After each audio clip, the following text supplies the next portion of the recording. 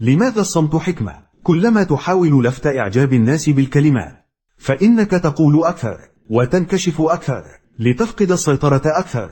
حتى وإن كنت تقول شيئا تافها سيبدو الأمر متأصلا فيك. الأشخاص الأقوياء يلفتون الانتباه ويصنعون الرهبة من خلال التكلم أقل. كلما تكلمت أكثر كلما تفوهت بتفاهات أكبر. سؤال حلقة اليوم: لماذا الصمت حكمة وقوة؟ السبب الأول: إذا خرجت الكلمات من فمك لن تستطيع إعادتها. كن منتبها لمزاجك أو جديتك أمام الناس الأكثر سلطة منك، فالراحة الناجمة عن إخراجك للكلمات السريعة سوف تنعكس عليك سلبا وتدفع ثمانا في المستقبل. بدلا من ذلك ابتلع فمك وابقى صامتا. عندما تود الرد بعدوانية اسأل نفسك: هل لدي أي استراتيجية لإجابتي؟ أم أنها مجرد عاطفة أريد أن أخرجها وأرتاح؟ لسان الإنسان متمرد وقليل من يمكنه أن يبرع فيه، فإذا لم تلجمه سينطلق خارجا ويتسبب لك في المرارة. إذا حاول أحدهم استفزازك اسأل نفسك: لماذا يهاجمني؟ هل هو غيور؟ هل فعلت شيئا جعله مرتبا أو مهانا أو جعله يبدو سيئا؟ إذا لم تتمكن من الوصول إلى سبب ما وقد أرادوا فقط استفزازك استخدم استراتيجية الردع. إذا هاجمك أو هددك شخص أكثر سلطة منك كن على يقين أنه سوف يعاني في المقابل. ربما يستطيع الفوز في المعارك لكن سوف تجعله يدفع ثمن كل انتصار. وبدلا من أخذه مباشرة ركز على شيء ذو قيمة لديه، شيء قريب لحياته. اجعله يفهم أنه في أي وقت يفكر في إزعاجك فسيتوقع الخسارة حتى في الأمور البسيطة. الحل الوحيد لجعلك تتوقف عن مهاجمته هو أن يتوقف هو أولا.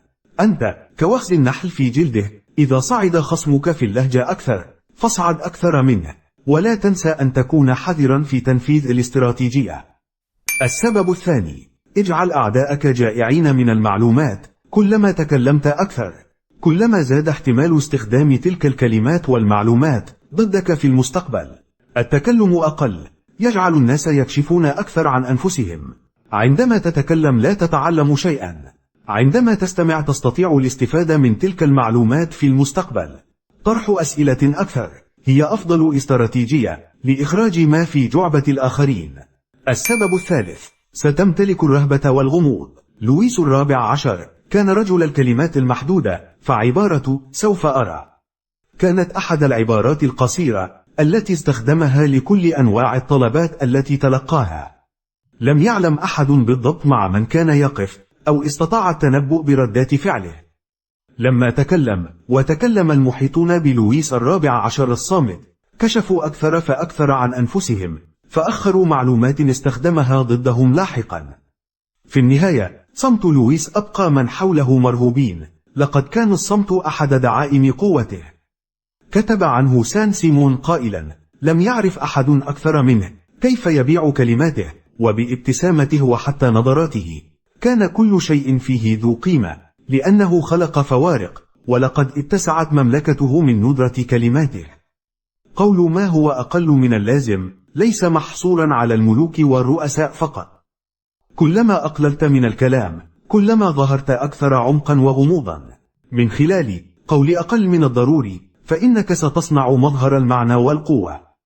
في 1825 ميلادية كان هنالك انتفاضة في روسيا. كان أحد القادة يدعى كونتاري رولايف سيعدم في ذلك اليوم. وقف رولايف على الطاولة وحبل المشنقة يلف رقبته. سحبت الطاولة لكن الحبل أيضا انقطع ليسقط على الأرض وينجو من الإعدام. عندما وقف على رجليه نادى في الحشود قائلا: أرأيتم؟ في روسيا لا يعرفون القيام بأي شيء بطريقة صحيحة، حتى كيف يربطون حبلا للمشنقة. في ذلك الوقت واقعة كهذه تعتبر إشارة من السماء، والرجل الذي ينجو من الإعدام بتلك الطريقة في العادة يعفى عنه. ذهب رسول حالا إلى القصر حاملا أخبار فشل الشنق. كان القيصر على مشارف إعلان العفو على رولايف، لكنه طرح سؤالا: هل قال رولايف أي شيء بعد هذه المعجزة؟ فرد الرسول قائلا: لقد قال أن في روسيا لا يعرفون حتى كيف يربطون حبلا.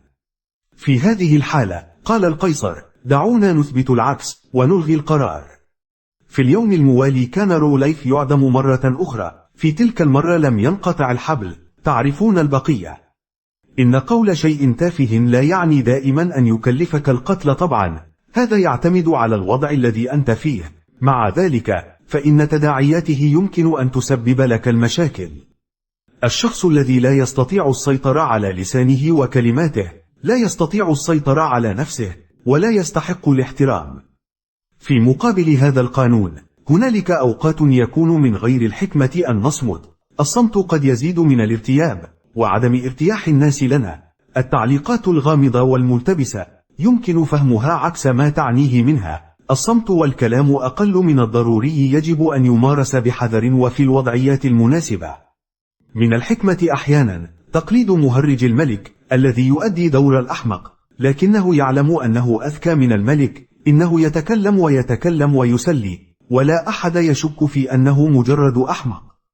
كذلك يمكن للكلمات أحيانا أن تستخدم كسحابة مظللة عن أمور تود أن تخفيها. في هذه الحياة كلما تكلمت أكثر كلما أنقصت من الارتياب حولك.